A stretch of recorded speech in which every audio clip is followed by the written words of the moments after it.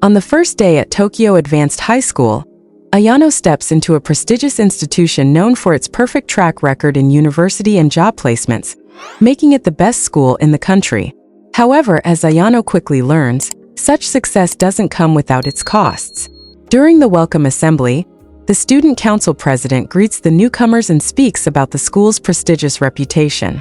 Soon after, Ayano noticed Suzune sitting next to him, recalling how she had glanced at him on the bus earlier. In class, a student named Yusuke introduces himself, and Ayano senses that Yusuke will likely lead the class. Another student, Kushida, introduced herself with an enthusiastic desire to befriend everyone, her cheerful demeanor reminding Ayano of the student council president's warm, welcoming attitude. When it's Ayano's turn to introduce himself, he becomes nervous and unsure of what to say. However, their homeroom teacher enters just in time, saving him from the awkward moment. She explains their school life, mentioning that students live on campus in dorms with everything they need, from shops and cinemas to cafes. She also introduces the point system, where every student receives a monthly allowance of 100,000 points, equivalent to 100,000 yen.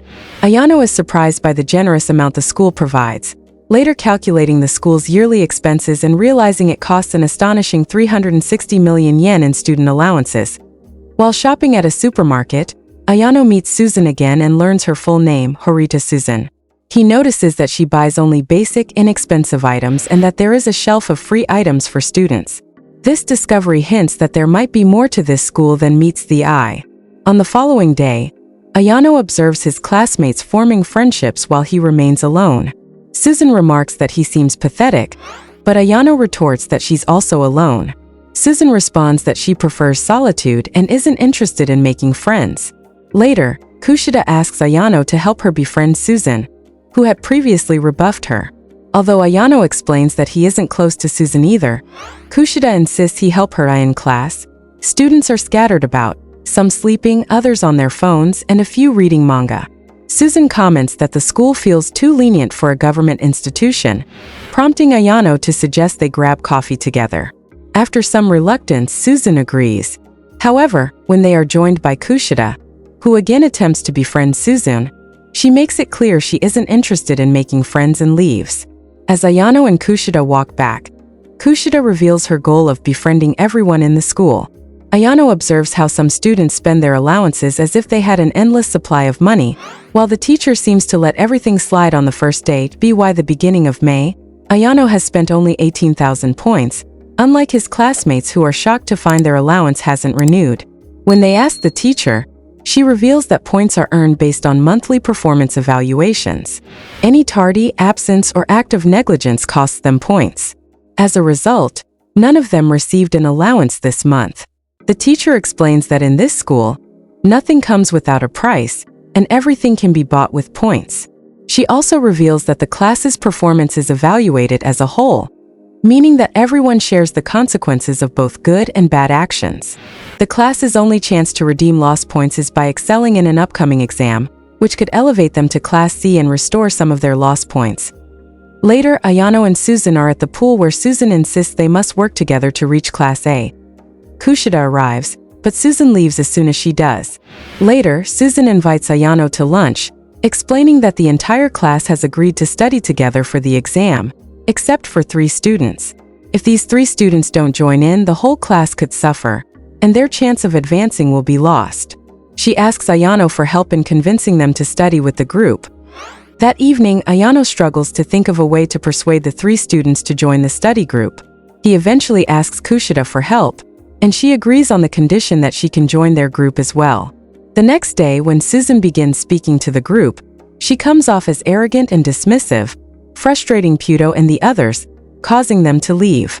Kushida advises Suzune to change her approach, suggesting that her attitude would only drive people away. Suzune, however, responds coldly, saying that if the students don't want to study, they should be expelled. Feeling insulted by Suzune's words, Kushida decides to leave as well. Later that night, Ayano overhears Suzune speaking with her brother, the student council president. It becomes clear that her brother disapproves of her attending the school, calling her a failure and suggesting her presence there embarrasses him. Susan, however, stands her ground and insists she will succeed and reach Class A. When the president attempts to strike her, Ayano intervenes, holding his hand. The president attempts to strike Ayano, but Ayano easily blocks his attacks, impressing the president. Afterward, Ayano and Susan share a drink to help calm her down. When Ayano asks if she plans to help the others study again, Susan bluntly replies that she would rather see them expelled, believing it would make it easier for the class to advance. The next day, Ayano reveals that he helped the class by purchasing previous year's test papers using points and distributing them to the class through Kushida. The exam results come back, and the class scores impressively well. Everyone thanks Kushida, but Susan is curious about Ayano's contribution. Ayano admits that his strategy to ensure everyone was well prepared was purchasing the test papers. When the teacher reveals that Pseudo has failed one subject, she threatens expulsion unless he passes. Ayano, determined to help, offers to use points to buy Pseudo's passing grade, reminding the teacher that anything can be bought with points. The teacher agrees to let Pseudo pass for 10,000 points. Susan steps in to contribute as well, so the class won't be penalized for Pseudo's absence. They inform Pseudo and the class is saved. Later, Ayano and Susan discuss the class's low points, only 87 in total. Ayano wonders if reaching the 1,000-point benchmark set by Class A is impossible, but Susan confidently replies that nothing is impossible with perseverance. The classmates gather in Ayano's room to celebrate Pseudo's reinstatement. When Kushida asks how Ayano managed it, Ayano credits Susan entirely. As everyone leaves, Kushida forgets her phone, and Ayano follows her. He notices she's heading downstairs instead of back to the girls' dorm, so he quietly follows her. By the waterfront, Kushida vents her anger, muttering that she plans to destroy Susan. Ayano, shocked by her dark side, realizes there's more to Kushida than he initially thought. The next day, their teacher delays distributing the points until tomorrow, and the class seems unfazed. However, Ayano meets a girl named Ayano, who asks him for a favor. She received a love letter and wants him to pretend to be her boyfriend to let the admirer down gently. Ayano advises her to be honest and tell the person the truth. Later, Ayano learns that 3 students from Class C have filed a complaint against Pseudo, accusing him of attacking them. Pseudo defends himself, saying he was only acting in self-defense. Ayano decides to help Pseudo, reasoning that one of the requirements for advancing to Class A might be maintaining an unbroken record with no expulsions. To gather evidence, Ayano and Kushida seek out witnesses, with help from Ichino. Together, they receive an anonymous tip, suggesting that one of the accusers from Class C was known to be troublesome in middle school. When they try to send payment for the tip, Ayano notices Ichino's bank balance is much higher than expected, hinting at a hidden wealth. The next day, Ayano and Susan set out to explore the island, hoping to secure more territory. During their exploration, they encountered Class B's campsite, where Ichinoi greeted them warmly. Susan admired the organization of their camp, and when a young man asked Ichino for instructions, she directed him to assist others. It was revealed that the boy was from Class C and had been cast out by his group. Later, Ayano and Susan moved on to observe Class A's camp. Boldly, Ayano approached their camp, despite being stopped at the entrance. Matsuo emerged, issuing a stern warning that anyone attempting to enter their camp would face severe consequences. Ayano and Susan then visited Class C's camp, where they found that the students had recklessly spent all their points on food, drinks, and luxuries, throwing a big celebration. Ryuan sat confidently among them, announcing that he had spent all their points from the start, so he didn't care about a bookie's points either. Leaving Class C, Ayano remarked to Susan that Ryuan's reckless behavior actually benefited their own class. On the 4th day, Ayano and Sakura returned to Class C's location but found it deserted, with Ibuki now joining Class D's camp. Susan was immediately suspicious of Ibuki, sensing that she was hiding something, and a quarrel ensued before others stepped in to defuse the situation. As the 5th day unfolded, Ayano noticed Susan sitting by the fire, appearing flushed, and checked her temperature, discovering she had a fever of 38 degrees Celsius. Despite her illness, Susan downplayed it, pointing out that it was already the 5th day and they only had a few days left on the 6th day. They went fishing, and Ayano asked Susan about her leader's card, mentioning that he saw a similar card with a student from Class A and wanted to verify it. She took out her card, but Ayano wasn't certain, suspecting it might differ in color from the other classes. Susan reasoned that each class could have its unique color. Then Kushida, Kyama, and Ibuki arrived. Kyama, joking around, threw mud at Susan's head, and in response, Susan swiftly tossed him into the water, nearly injuring him, until Ayano stepped in to stop it. Afterward, as Susan went to wash up, Ayano stayed at the camp. Later, Susan pulled him aside and confided that her leader's card had been stolen. Ayano advised her to keep it a secret to prevent panic. She suspected either Ibuki or Karuizawa, but Ayano pointed out that Karuizawa was near the wash area, making Ibuki the likely culprit. Soon after, a fire broke out, causing chaos in the camp. In the midst of the turmoil, Kushida raised the question of Ibuki's whereabouts. Following her instincts, Susan chased Ibuki, confronting her as the thief. Ibuki dared her to search her bag, but before Susan could, Ibuki attacked her. A fierce fight ensued, and Susan was eventually overpowered and lost consciousness. Ibuki, having secured the card, contacted Katsuragi, the Class A leader. Katsuragi, with the card in hand, calmly calculated their points, confident in his impending victory. Later, Susan woke up to find Ayano beside her. She asked him how she got there, and he explained that he found her in the forest and brought her there until she recovered. He told her she should withdraw, escorting her to the shore where their teacher was and formally announcing her withdrawal. Ayano returned to his class and announced Susan's exit. As dawn broke, the exam concluded, and each class wrote down the names of the leaders of the other classes before the results were announced. Suddenly, Ryuen emerged from the forest, surprising everyone with his continued presence. Katsuragi told him he would still lose, but it was revealed that Ryuen had struck a deal with Katsuragi to learn the identities of the class leaders for 200 points.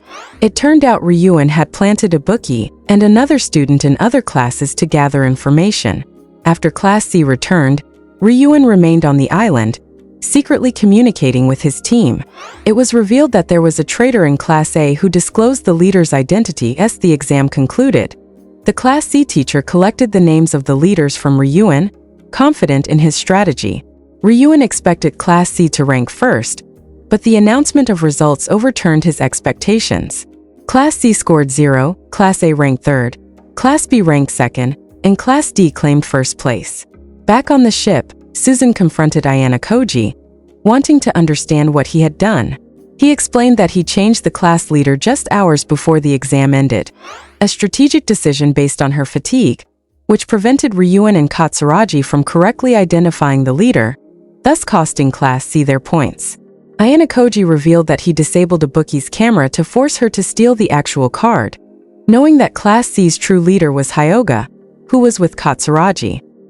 He also knew Ryuen was on the island, having seen his receiver buried at the same spot where Ibuki was spotted earlier. Susan, impressed, remarked that he's not easy to outwit. Before she could continue, Class D students approached, thanking her as Ayano had credited the success to her strategy.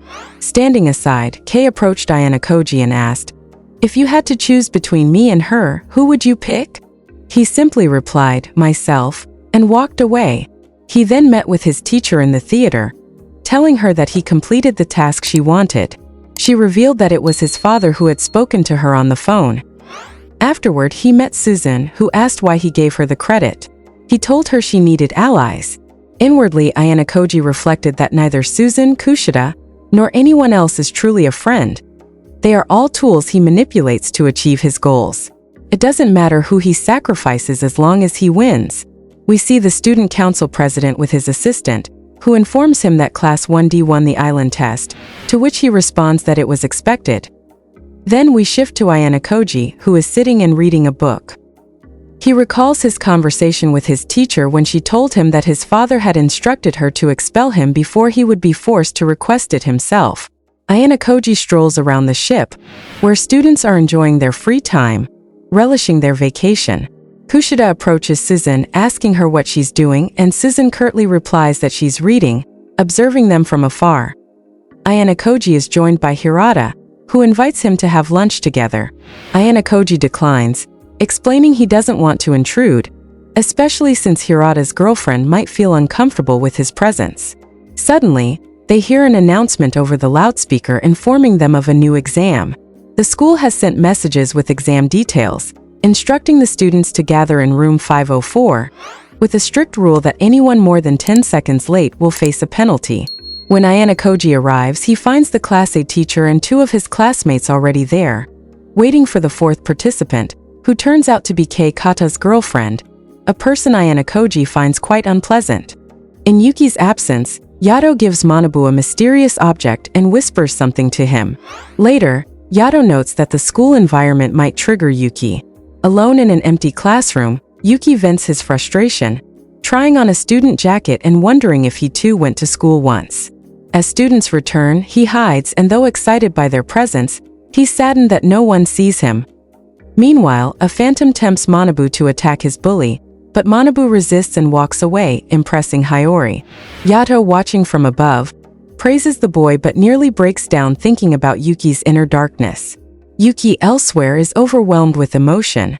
Upset that no one acknowledges him, he lashes out and destroys school property. This causes Yato to collapse from the worsening blight. Hiyori rushes Yato to Kafuka's lair, but Kuro blocks her. She pleads until he finally allows her inside the barrier. Kafuka leads her to the bathroom and helps her cleanse herself with holy water, but warns that it won't save Yato. The only option is a ritual called ablution, requiring 3 regalias. Kuro deactivates the barrier and rushes to find Regalius. At Tennin's temple, Tui, once Yato's regalia, agrees to help. Kuro thanks Tennin and continues his search, but the other deities refuse.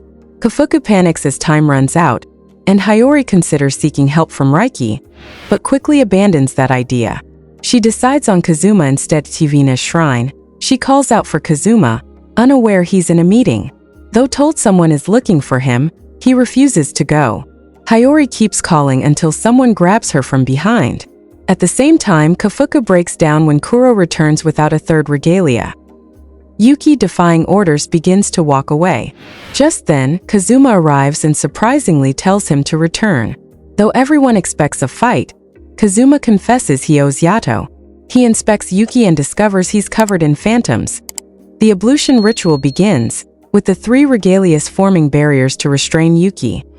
He screams in pain, his eyes turning red. To be freed, he must confess his sins, but instead, he transforms into a winged phantom, lashing out violently. The others reinforce the barrier, and as Yuki suffers, he starts to reveal the terrible things he's done, but without regret. He resents not living a normal life and wishes death upon everyone. Yato's condition worsens, barely clinging to life. Hiyori approaches the barrier and speaks to Yuki, who initially rejects her. But her words finally break through. Yuki realizes Yato endured so much because he cared about him. Yato regains strength and tells Yuki to live like a person, even in death. Yuki breaks down in tears and begins reverting to his human form. By morning, both are recovering. Kafuku, deeply moved, dedicates herself to caring for them.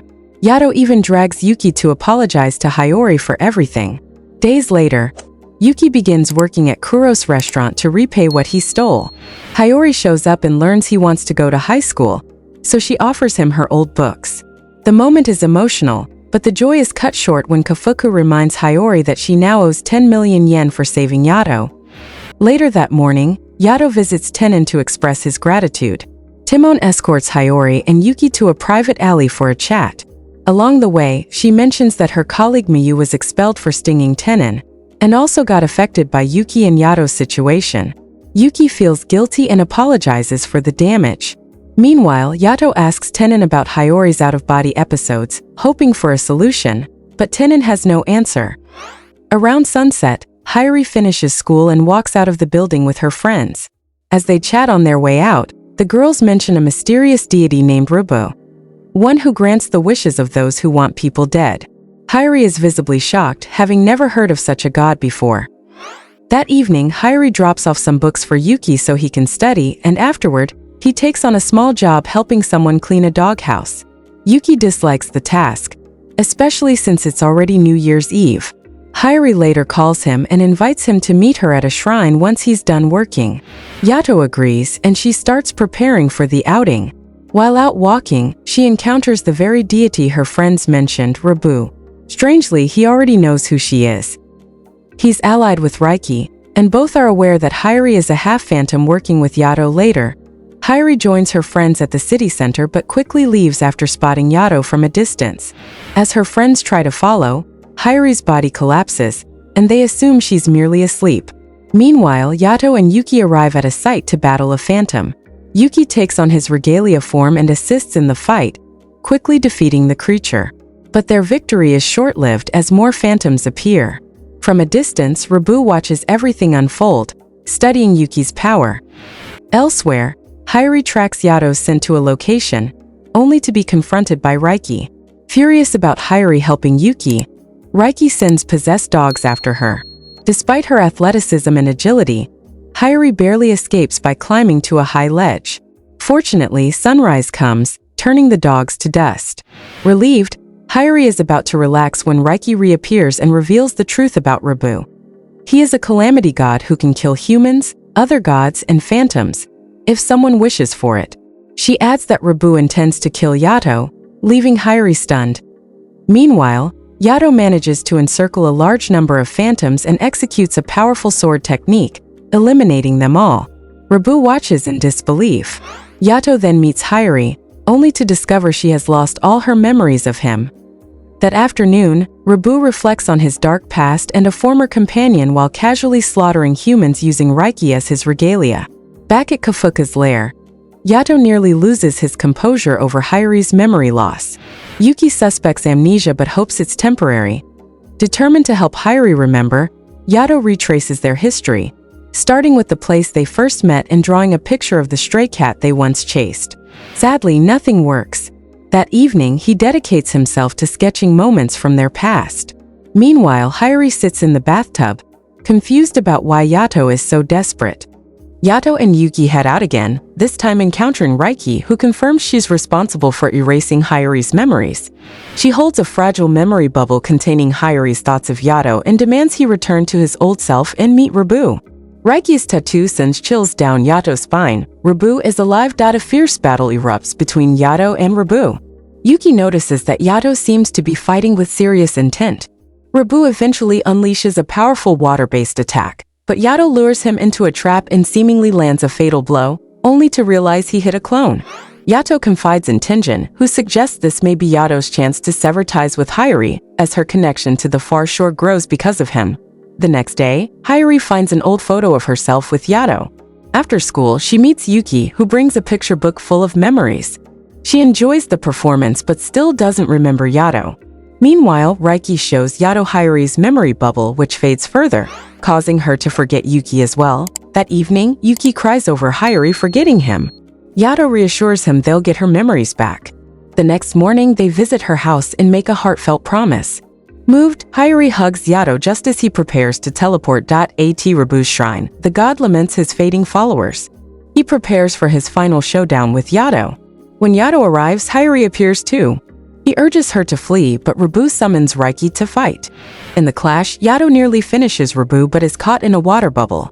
Hayuri helps him escape, earning his gratitude, which infuriates Rabu. He wants Yato to revert to his old, ruthless self. Rabu lunges at Hayuri with a blade, but Yato throws his sword and flees with her. Elsewhere, a storm brews and Vina begins hunting phantoms. Back at Rabu's lair, Yato hides Hayuri and tells Yuki to get her to safety. Rabu finds them and shatters Hayuri's memory bubble. She collapses. As Yuki tries to revive her, Yato prepares for battle. Yato calmly tells Rabu to shut the F*** up, and an intense fight ensues. Rabu is thrilled to see Yato's true strength.